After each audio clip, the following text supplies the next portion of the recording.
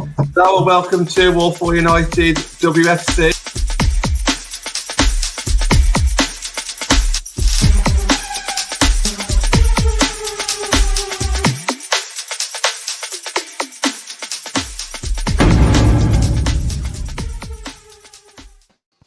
Hello and welcome to All For United with me, John Foster, MUFC. One day to go, so we've got lots to talk about. Bits of breaking news today as well around Toby and Heath and other things that's gone on Twitter. Mark's done a bit of a press conference, which we'll speak about that as well, Natalie, won't we? But to start the show, I just want to go back to last night's show, one of the best shows that we've ever had. So much good feedback on voice notes, on Twitter DMs, on absolutely everything. Nat, if for anyone who missed last night's show, please just give everyone a bit of a rundown what happened. We had our first ever football player on All For United WFC, Courtney Sweetman-Kirk. She plays for Sheffield United, but obviously she's played for Doncaster Bells, Notts County, Liverpool and Everton. And she's a big Man United fan though, so that's obviously what made it better as well. And she's appeared on TalkSport and Sky Sports, talking about men's game as well as women's game. So it was really good just having an insight from a player and having an insight because she's a player, but she does the media side. She's got a business degree. So just having all that and just talking to her and putting questions to her about women's game, men's game, diversity, representation. It was really good. So if anyone's watching this now or watches this later, definitely go back and watch Courtney's one. And there's little clips going around Twitter as well. So you'll see them, some funny bits. We were laughing both together. Yeah, we could talk about that show all night, but so we got tonight's show as well. We've still got lots to talk about. Emma, welcome back to the show. How are you? I'm really good, thanks. Yeah, looking forward to the start of the season. Can't believe it's here now. All the buzz, all the hype. I'm all for it. Let's go. Yeah, glad. I will talk about Man City and what your thoughts are there and the whole of the WSL. We'll try and get into as much as we can today. Just a little bit about your podcast. So what you got planned this season for your fancast? I'm really looking forward to be back in the stadiums, to be honest, talking to the fans. Really missed that, getting the reaction from the games, pre-match, half-time, full-time reaction. I think that's the heart of what we do. And, just looking forward to having those conversations. I think me and Nat can both agree the fact that one of the things that we love the most on here is the interaction. For it doesn't matter where you are in the world, who you support, whether or not you're teaching someone else or you're learning off somebody else. I think it's just absolutely amazing what these podcasts can really do and bring to football and growing the game. Mia, yourself, welcome back to the show. It's been a while since you've been on. I can see you smiling. Are you looking forward to the WSL season as much as we are? Yeah, I actually do. I said today that I can understand that for fans going to the stadiums to watch football, that it will be kind of a struggle some weekends because of the game times. But for me, I mean, I can watch, football games on TV now, Friday, Saturday, and Sunday, and I think that's massive when you are not living in England. Yeah. Can I just touch on that bit for me? It's actually really good, I think, for fans. And at the start, I wasn't keen on 11:30 and 6 o'clock. Yes, and even Friday. I suppose if I was a Reading fan, I'd be annoyed. If it was the other way around, but it's all right for United fans, really. But I like it because it means I can go and watch different games. And I was saying it to Rich. I think we need to do it a bit more, especially in the Championship. They're all 2 o'clock on a Sunday. I think it'd be good if they could even stagnate a couple of their games. I know it's harder with it being part-time, but if full-time teams are playing, maybe put it on a Saturday, and so people will go and watch even more games. So I know that me and Jen talk. We're planning to watch a few games. There's weekends where you can watch 3 or 4 games. So I think it hopefully will get more people to games because they're not going to clash all the time. Emma, now that you've kind of got used to, just touching on Natalie's point there, we knew with Sky coming in the times will be different, but now that you've actually seen your fixture list and everything, are you kind of getting used to that idea and planning your travel in a different way now? Yeah, I'm kind of all for it. I think we're all going to feel it at some point this season. Like Nat said, Reading have got the joy of that this Friday, but I'm sure we'll have it at some point. United will have it. We're all going to feel it at some point. But I think, for me, it's getting home and not, being able to sort of plan the weekend around a bit of the football, do you know what I mean? And enjoying it live rather than sort of having to rewatch highlights or the women's football show and trying to get your football fix that way. It's enjoying it in the moment with other fans as well. And that's a lot of what we do with the men's football. So I'm glad that's sort of beginning to translate to the women's game.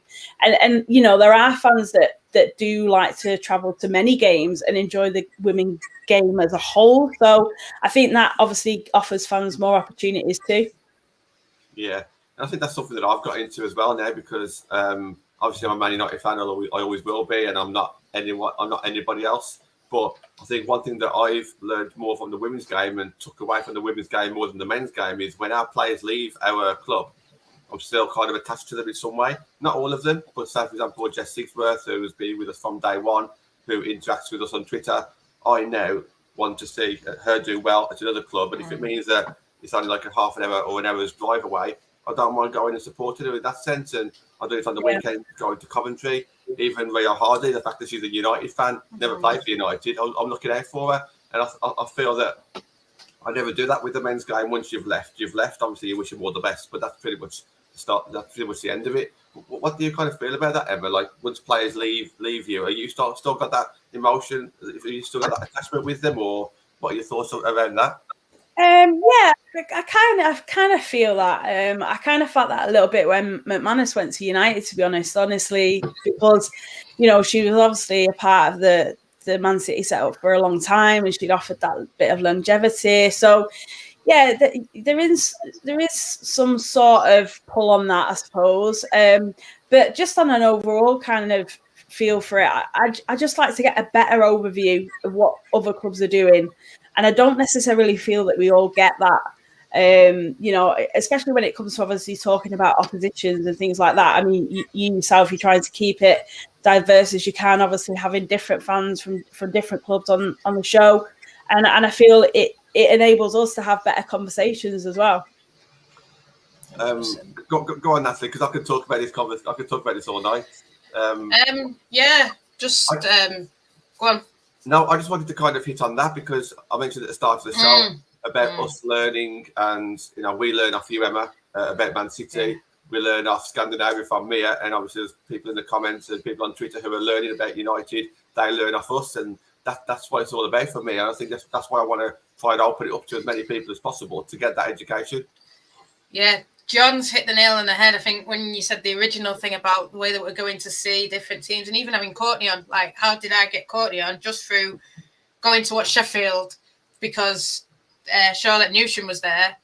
I've got a connection. Like you said, you can't help. There's sometimes you're at games and there's about 500 people, if that. Especially, I used to go and watch the development team, and it's just friends and family really that watch that. And then I got really close with her mum, and obviously followed her. She was at Blackburn last year. Come to Sheffield. Sheffield, when I used to go and watch, Norm and Ebony and Rambo and Molly Green. When I used to go and watch Palmer, all those people there, I got connections with like Rich Lafferty who comes on the show.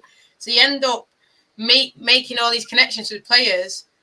And obviously when they go off to Leicester, and you say it's not the same in the men's game, it's not the same because you haven't got that feeling, I suppose, towards him. Like what Emma says, Abby was there a long time, she had a feeling towards her.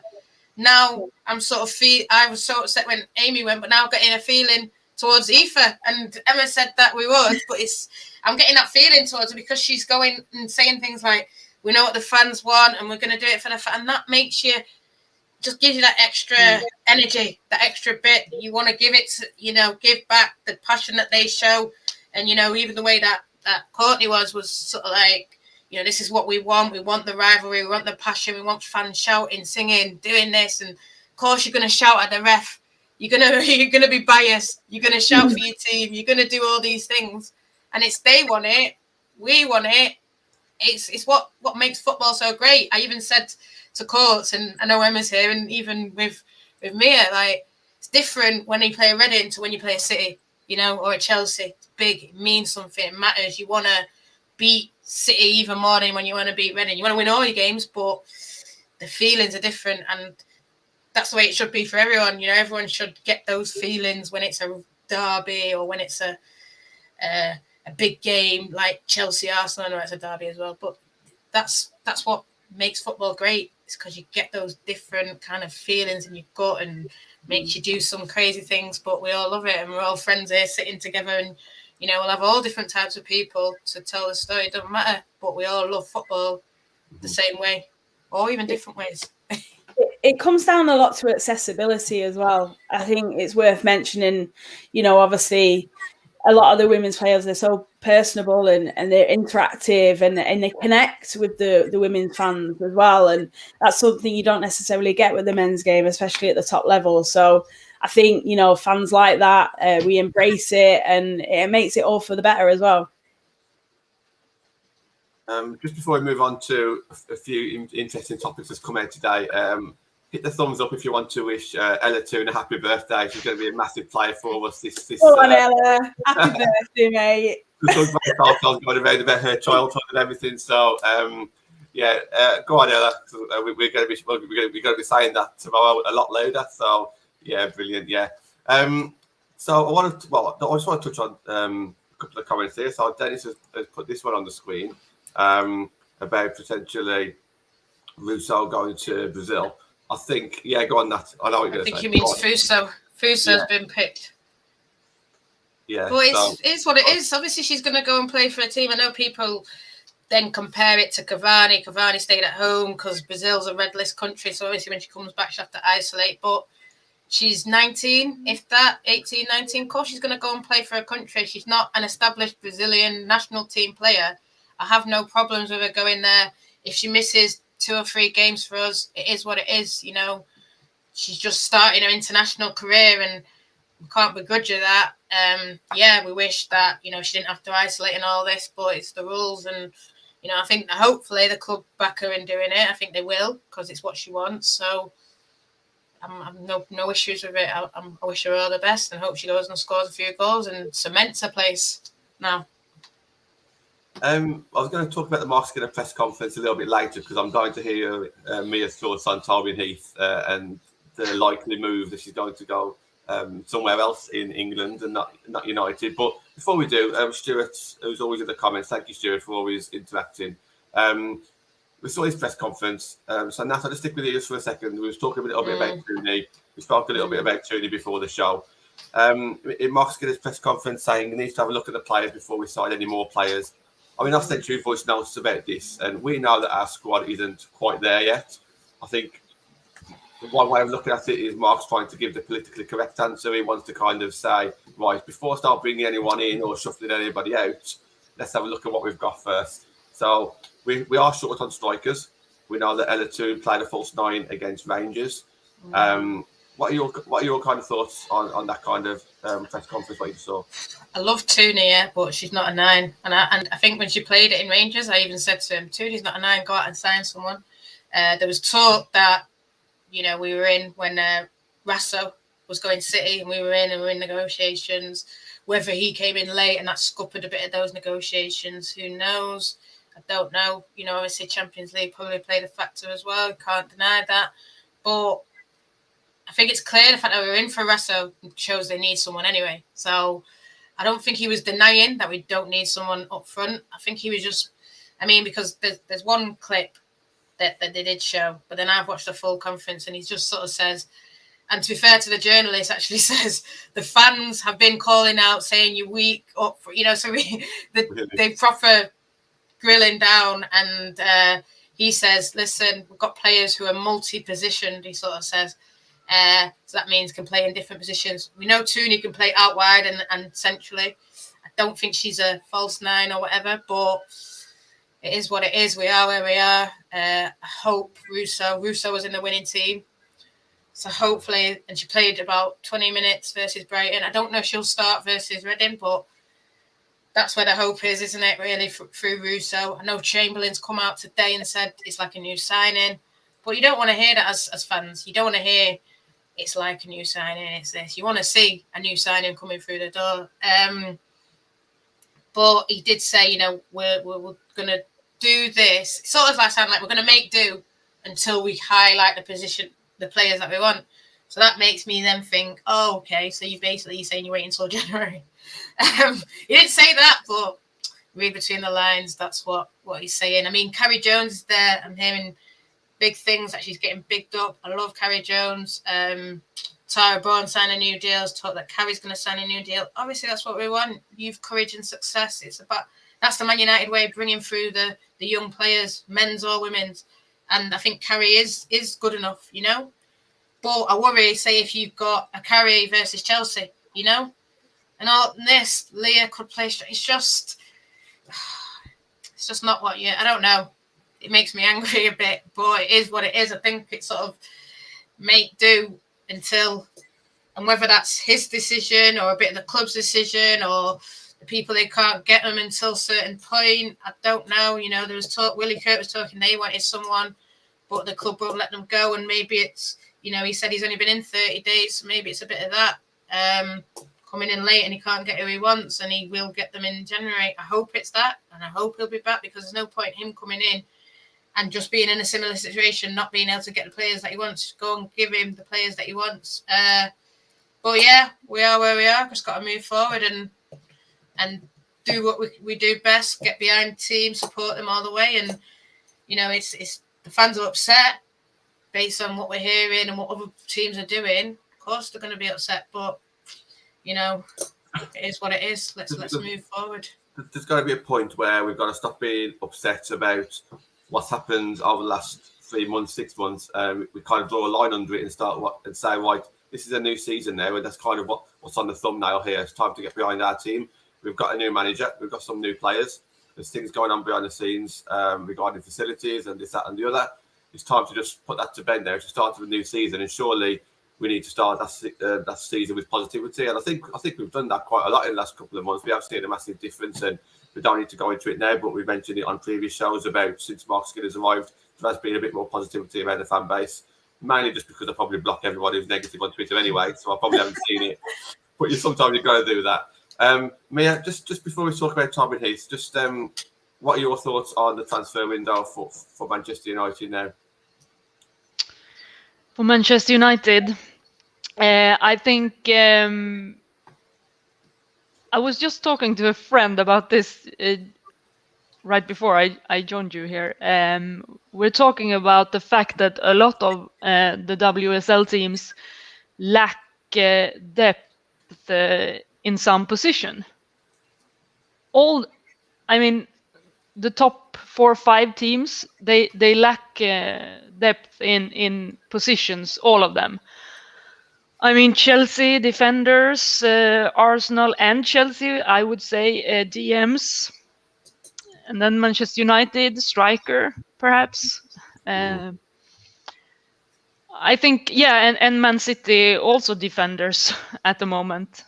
So I think it will be interesting to talk about this later on, because in some way it feels like, is it hard to get defenders to the WSL, or is it lack of defenders all over? I don't know. But I think in that point of view, I think Manchester United has a good chance to do a good season. But on paper, I think that, like I wrote in my preview, I think that on paper, Manchester United have the weakest squad. If you're looking at top 5, but on paper, yeah, top 5. On paper, I don't think anything matters when the ball is being kicked at kickoff in a game. So let's see what's happened. Happens.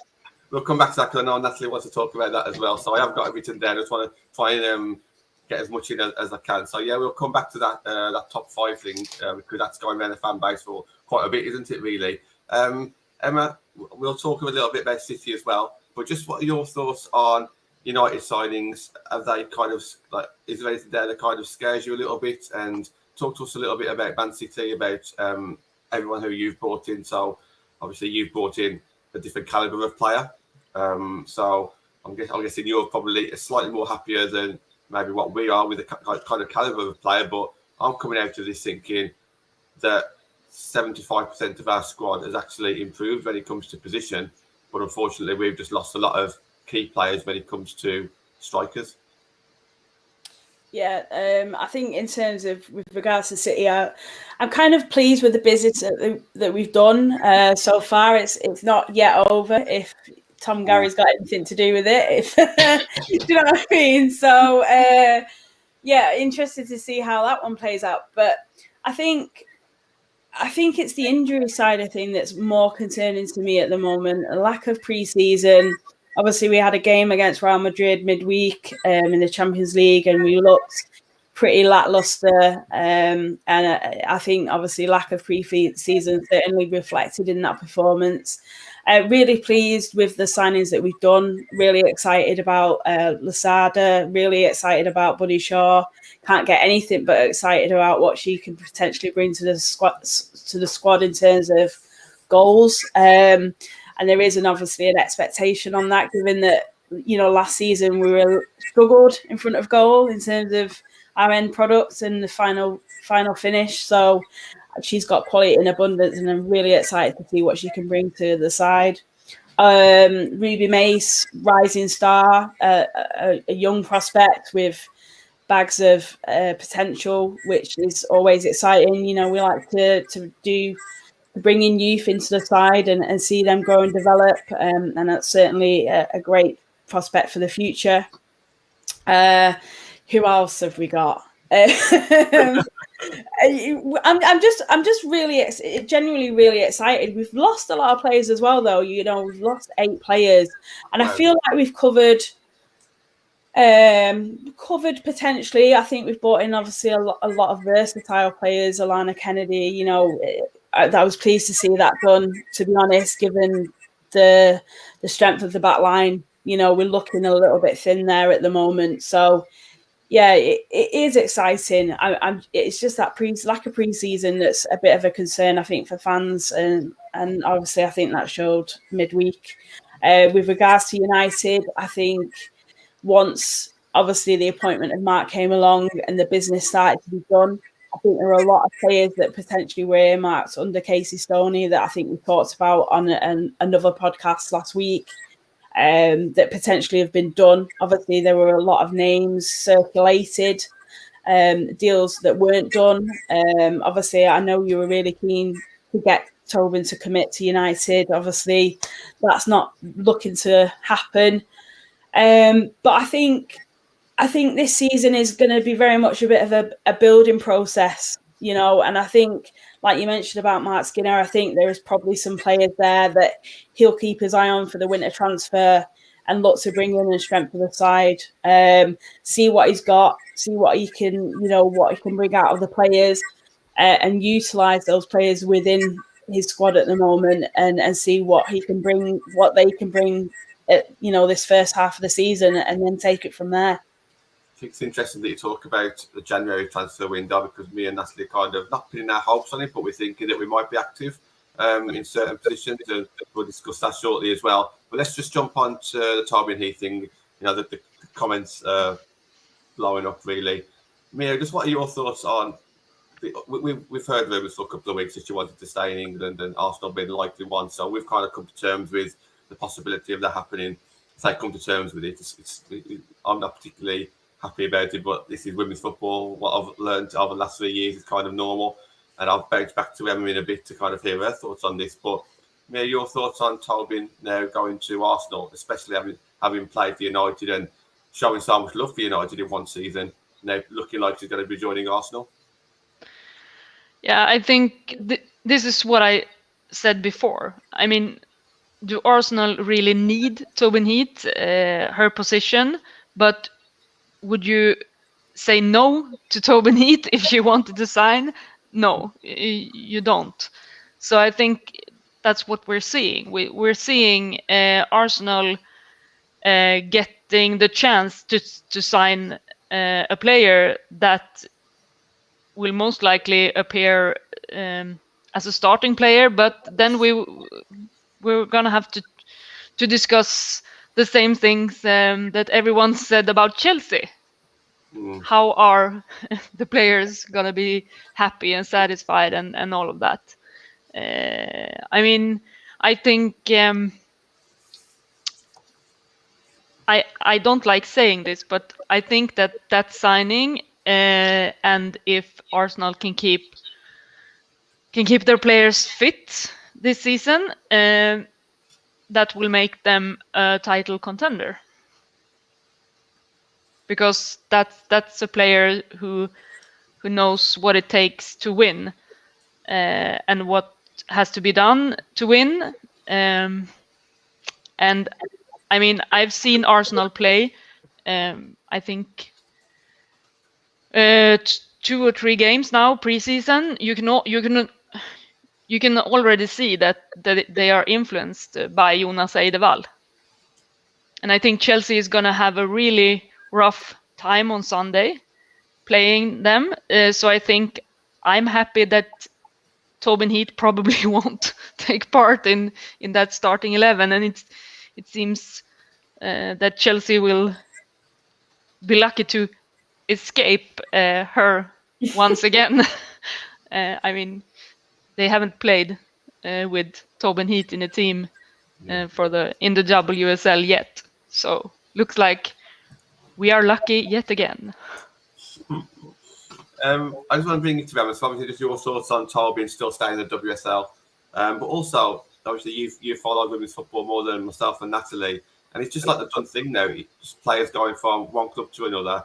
I understand the logic behind it. I understand, we saw on the show yesterday. Courtney explained as well that there's less opportunities for women players to go to the team that they specifically want, or they can't rule out any teams because of the lack of teams. But I don't know about yourself, Emma, if you're like a fan of the men's game as well, or if it's just a women's game. But coming from me and Nat, we still find it baffling the fact that you can kiss the badge and say you love United and then go to Arsenal.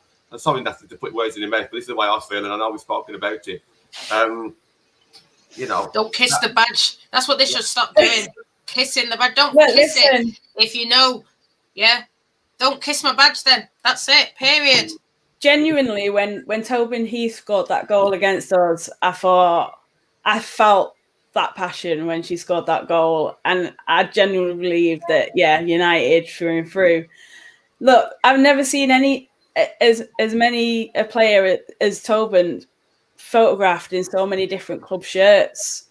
So who is her allegiance to? I really don't know. No. Apparently she is an Arsenal fan. She is an Arsenal fan. I seen her. There's one of her in a City shirt. I know that. Yeah. But I don't know. It kind of comes down to what the fans want to hear. When that player signs for your club, you want to hear all the talk, don't you? To back up the signing, that allegiance to the badge and all that. Because that's what wins fans over, and that's what gets fans behind the player, and in return gets that player probably fired up, which is what you get your moments like that, like we saw in the derby.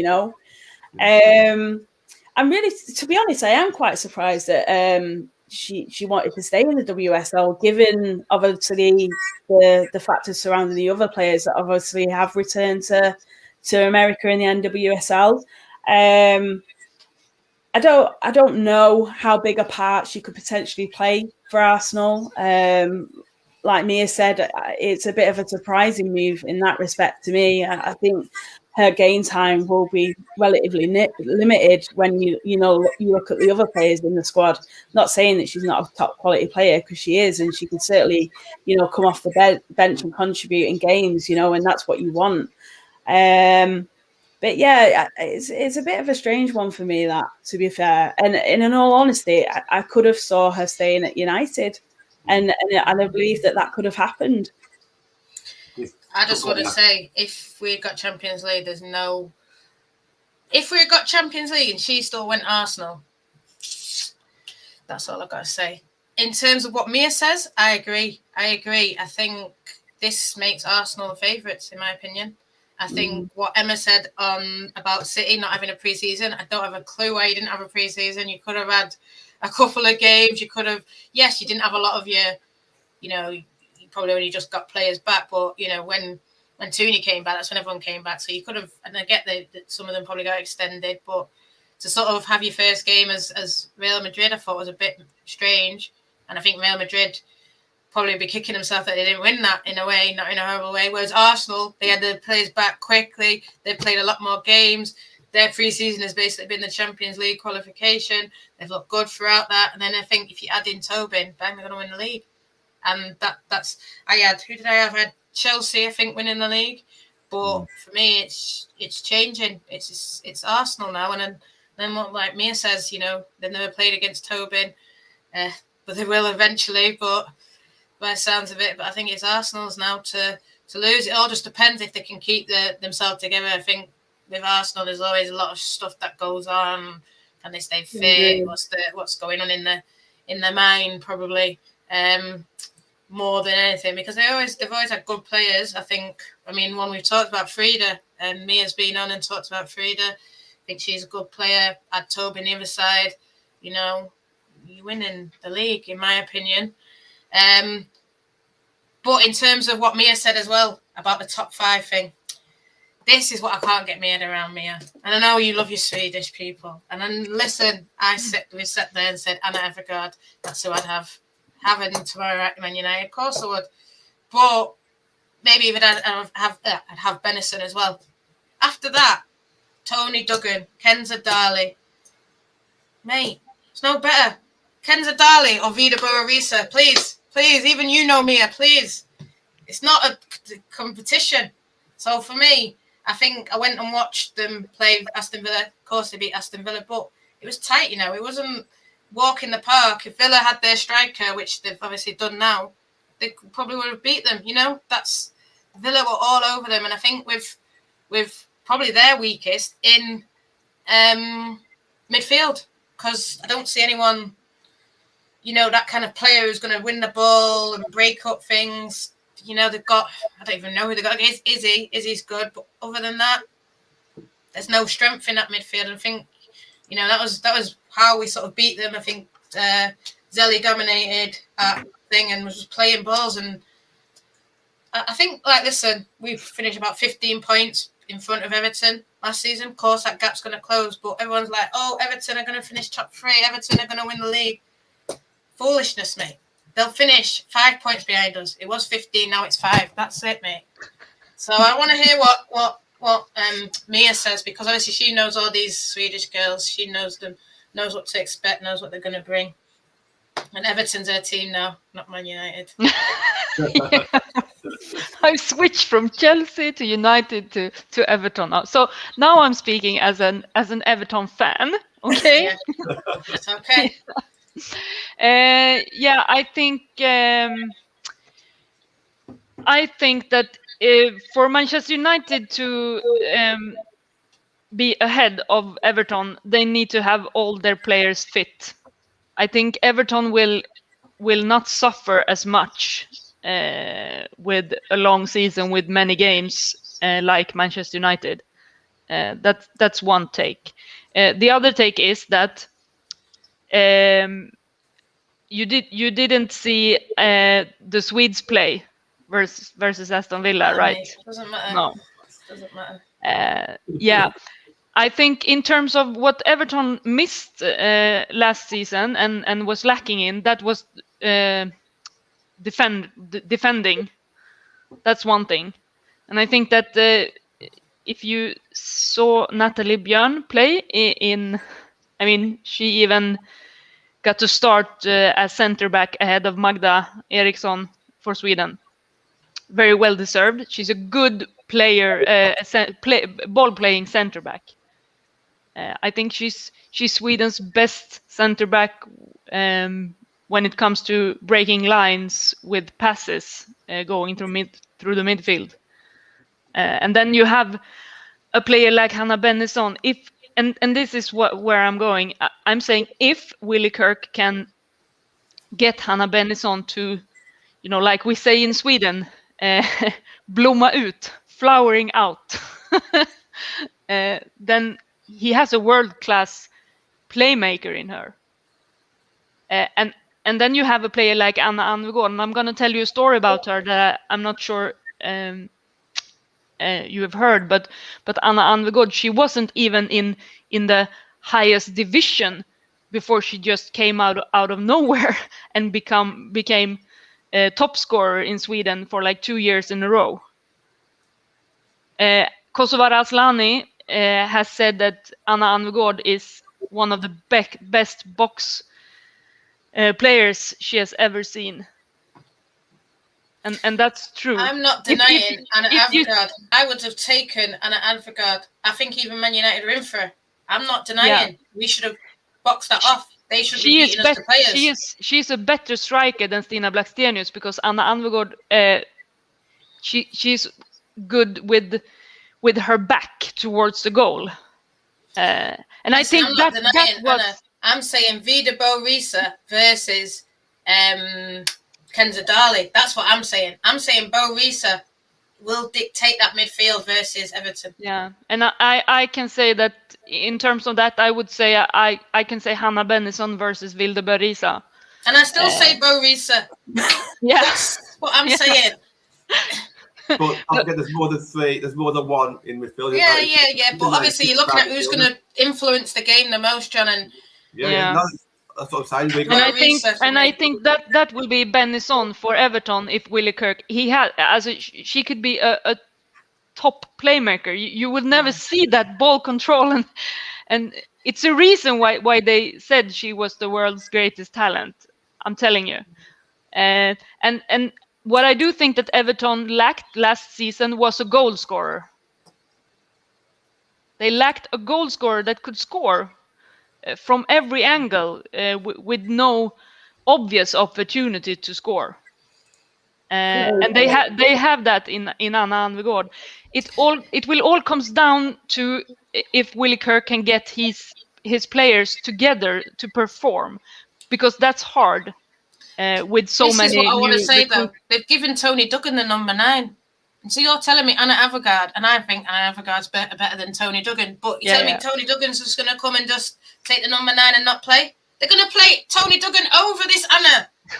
I'm not worried. Tony Duggan. I wanted Tony Duggan when we came into the to the league in the first thing, but now if you're looking at Tony Duggan to win your Champions League, you're looking in the wrong place, and he's got Anna Anvegård there, but Tony's got the number 9. No thanks. Yeah, I agree with that. But let's see Kirk's first starting 11 on Saturday. What I will say for you, Emma, I'm backing you. I think even Vicky says it. No, I am. Wow. Listen, I hope Everton beat. No. Are we saying that? I hope City beat Everton. Oh, I thought she said City. But because I don't hate Everton, but I think it's not manufactured because it is a bit of rivalry. But I think the way Willie, and I think there is rivalry actually, and it's a grown organic rivalry, I think, between United and Everton. Just the stories when Willie left and the way he left and left off. Well, it left right at the beginning, done it? It's talk that he left our players on the training ground and went to take Everton and all this, and all that kind of animosity is there towards Everton. I mean, the animosity is there towards City, but that's more from the men's game, But real rivalry is Everton, and you tell any United fan, we always beat Everton, so we're not really.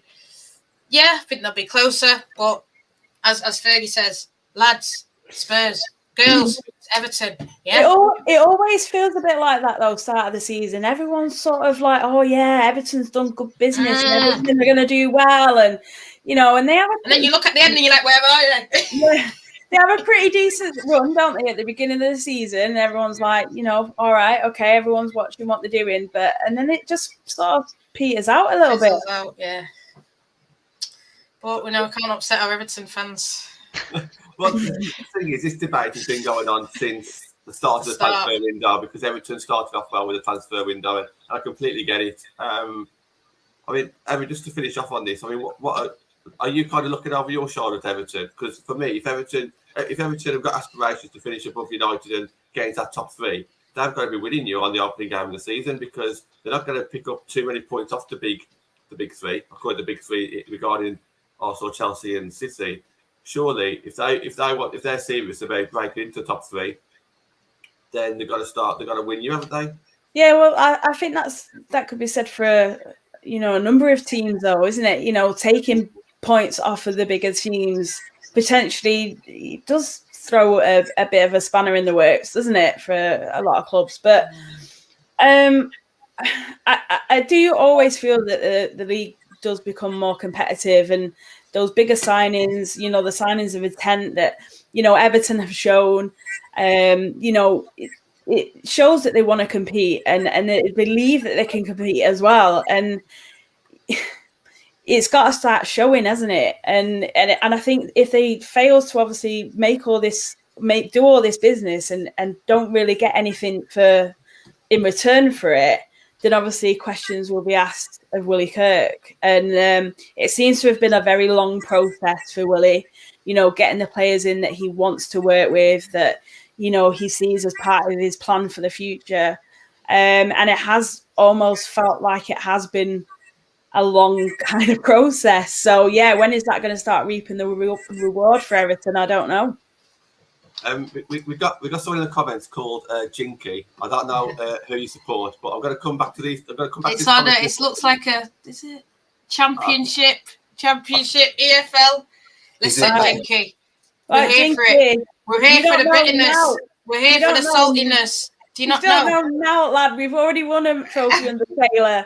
So, educate. I'm here for the bitterness, Jinky. Come on, pour some more salt. Bring it out, son. All I'm going to say is I'm definitely not jealous about Everton, because we've got Hurst, Bagley, Honor, Blundell, Mannion, Millie, Borisa, Ladd, Jackie, Tooney, Zelland, Staniforth, Hansen, Galton, Russo. I ain't scared. I'm really not jealous of Everton, that's all. But I'm here for the salt, like Pogba poured it. That's what I'm here for, Jinky. Come on, son, get back in the comments. Let's go. But it's great to have fans in the comments, because that's what it's all about. We want to hear these conversations, don't we? That's why we're on Twitter so much, and that's why we love to hear everyone's passion. It's absolutely great. We've got about 20 minutes left of the show, 15, 20 minutes left. Emma, it's the start of the new season. I'll put the title of the show something along the lines of "It's time to start backing our team." We see a lot of meltdowns. I mean, that's got to be the in word of 2021, I think, meltdown. Because as a Man United fan, we see so many meltdowns on Twitter. We've only got to draw a game, and the men's team and the women's team now are starting to hype up some bit of negativity here and there. Do you get to see that much on the City side? Do you get to see many negative comments about your own club when it comes to the women's team at all? It depends, really. I think a lot of questions have been asked over Gareth Taylor. Is he the right man for the job? I think, obviously, for us, this will be the first opportunity that we managed to get into the stadium, actually get behind the manager, get behind the team. I think that will make a lot of difference. Obviously, with City, I think there's ambition to really push on and have success in Europe, have success by, achieving the champion status of WSL, and I think that's obviously been something that the fans have wanted for a while now. So I feel I don't feel there's any negativity. I think they have a lot of fans on board, but I always do feel that there is a sense that we sort of underachieve as perhaps the expectation of a lot of City fans that probably used to winning a lot of trophies. Do you know what I mean? But realistically, we're up against, top quality side of Chelsea that, we've been, runners up to for a couple of seasons now. And will this be the season that we can finally find that extra little bit that we need to really succeed now? Jinky, son, we back our women's team. Don't worry. Cry some more over Man United. Get the salt out. I'm ready. I'm ready for it, son. Yeah, when you finish above us, talk. Thank you. Mia, when you're on Twitter and you see the Man United fans start getting a little bit, I call it ratty, a little bit like frustrated about the lack of signings or the signing of certain players and results, what are your thoughts as a bit of an outsider? Do you kind of laugh it off? Or what are your thoughts when you start reading some of the negativity on Twitter? I mean, I can laugh it off even if it's Chelsea who I support. So this is, I mean, I think it is what it is at the moment, and what happened this spring with Casey Stoney leaving and everything. I think it got too much attention. So I think we're here because of many different things happening around Manchester United women that can't be undone. But I think I've said this before, and I think the players in Manchester United, they are there because they want to be there, not because they have to be there. And I think that will be Manchester United's strength. And I think the fans should really take that in consideration when writing out their anger and bitterness. We're bitter. We're all born bitter. You know, we were brought up on Sir Alex Ferguson, Mia, and he taught us, you know, we are the best. And I think a lot of our fans, I think we get a bad rap for it. I think some of them take it too far. I think me and Mia, we talk about who takes. I mean, me and you, John, we talked about some people. You know, calm down. But you know, I'm seeing people get upset now over Tobin, and I'm seeing people get upset that Mark said no more signings. But I think we're within our right to get upset at that. In my opinion, like you said, we're short. Yes, you can look around the league and say everyone's short, but I think there's that line, isn't it, where that's a valid thing to get upset over. You know, it's valid that they come out in sort of people going on about the facilities, but then, like you said, goes on too much. And then when they come out and make the statement and say, listen, yeah, we messed up and this, and, you know, and this is how we're changing it, then you've got to sort of, I suppose, and when Skinner comes, you've got to give him time.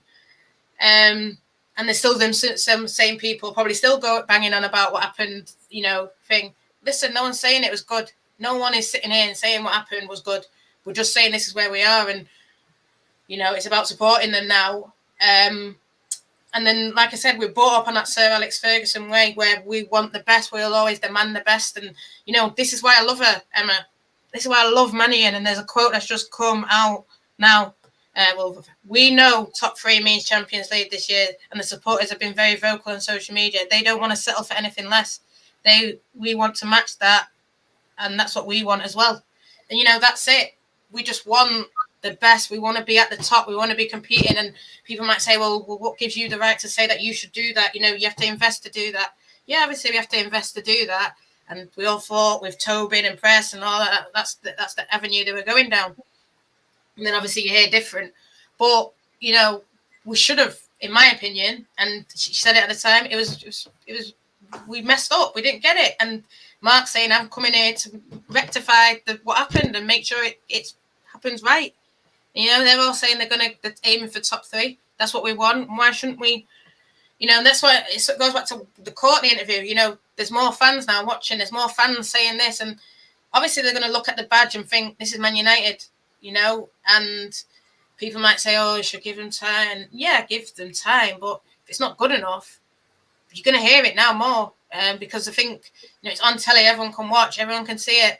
And, you know, with the way Sky are going to do it, you know, if someone makes a mistake, not in a horrible way, but they're going to say, listen, this wasn't a good performance, and they're going to get called out in the same way that if someone has a stellar performance, they're going to get put on the screen and stars all around them, you know?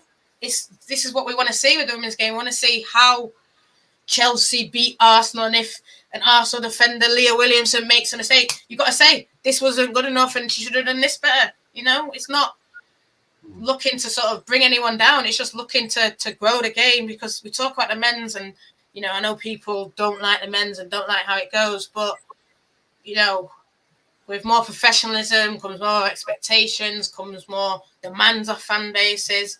And I think United is the most demanding fan base in the WSL. And maybe we're not realistic at times, but we were promised all this, and now they're saying they're going to get Champions League. So obviously, you're going to then say, go on, well, why aren't we? Why aren't we? Look into it deeper. Bang, well, this all this facilities, this and that. And then so obviously people are going to come out against the club and say, you're not backing your women's team. Go out there and back them like you should. It's Man United. You want to win. And, it's not a defense of people, and certain people take it too far. But, I think now this season we're going to see a total difference in the way that is talked about, because I think there's so many people that are going to be watching now that haven't got any experience in women's football, that don't realise that players are going to see the criticism, but they're going to have to, I don't know whether each club needs more kind of security, I don't know, but, it is what it is, isn't it? Man United, you want to win. That's it. That's all I can think of. No, it's true. I mean, just touching on that, I think, look, we've been through a tough time over the last few months, but one thing that we've always done, especially on this channel, and a lot of our close mates, is that we've always supported the players that we've got, and always supported the choice of manager, even though we don't know him that well in regards to being the manager of Man United just yet. We're going to go into this season supporting, and what I'm going to dislike seeing, and I know I'm used to seeing it on the men's game, but fans will have their own agendas. So instead of wanting our team to do well, as soon as one of our players makes a mistake, they'll jump on them.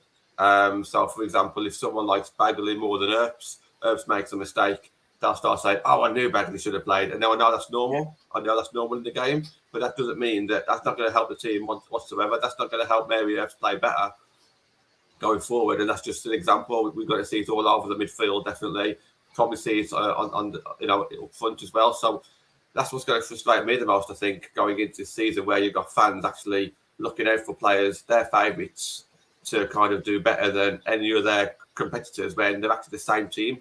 I remember growing up, I never once heard a United fan slag off their own player. It was always Man United versus Arsenal, and I used to love going into school when Man United won and Arsenal didn't. That's the way it used to be. Whereas now it's like a player versus a player. Oh, your favourite player's had a bad game. My favourite player's had a good game. Your favourite player's going to get dropped. It's all the same team.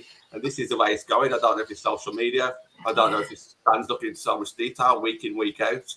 I really don't know what started it, but it's definitely something that's Martial FC, mate. That's what it is. It's like that. Martial. We don't want Rashford to play. Rashford's rubbish. We want Martial.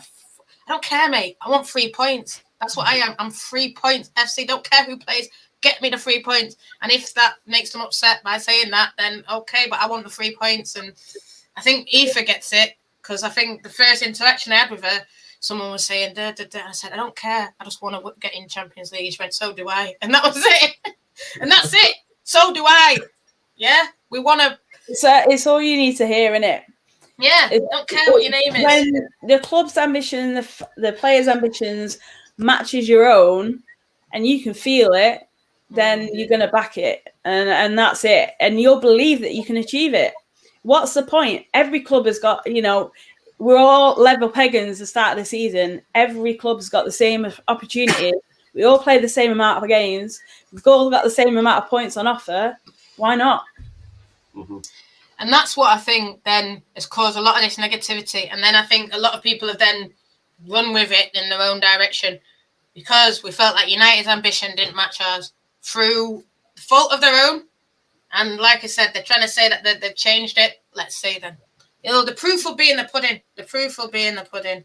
And all you can do, even if you still think they don't match my image, they don't, I've seen my guy at United don't back their own team. Says who? Says Jinky. Okay, well, let's see. Let's see in May where everyone's sitting.